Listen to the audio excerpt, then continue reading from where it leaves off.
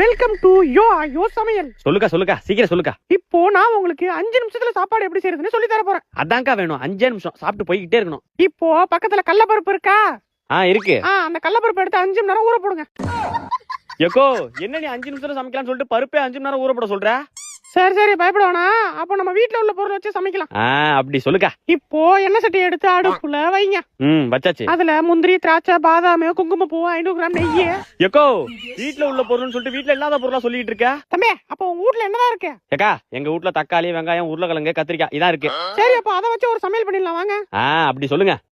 தக்காளிய நறுக்குன்னு எறிங்க. உருளைக்கிழங்கு எடுத்து உருட்டி தள்ளுங்க. வெங்காயத்தை எடுத்து வேற மாதிரி நறுக்குங்க.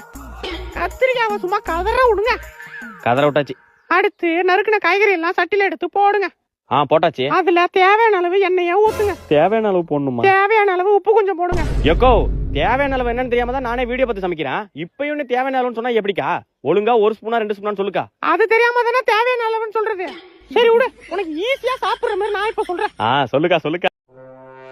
வெல்கம் டு யோ சமையல். சொல்லுக்கா சீக்கிரம் சொல்லுக்கா. இப்போ நான் உங்களுக்கு 5 நிமிஷத்துல சாப்பாடு எப்படி செய்யறதுன்னு சொல்லி தர போறேன். அதான்க்கா வேணும். 5 நிமிஷம் சாப்பிட்டு போய்கிட்டே இருக்கணும். இப்போ பக்கத்துல கடலப்பருப்பு இருக்கா? இருக்கு. அந்த கடலப்பருப்பு எடுத்து 5 மணி நேரம் ஊற போடுங்க.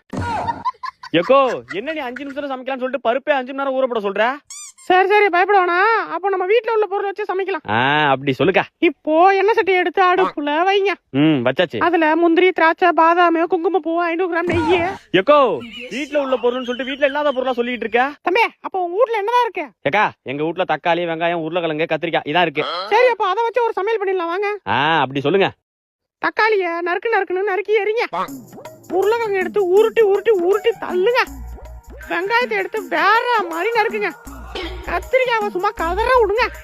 கதற விட்டாச்சு. அடுத்து நறுக்குன காய்கறி எல்லாம் சட்டில எடுத்து போடுங்க.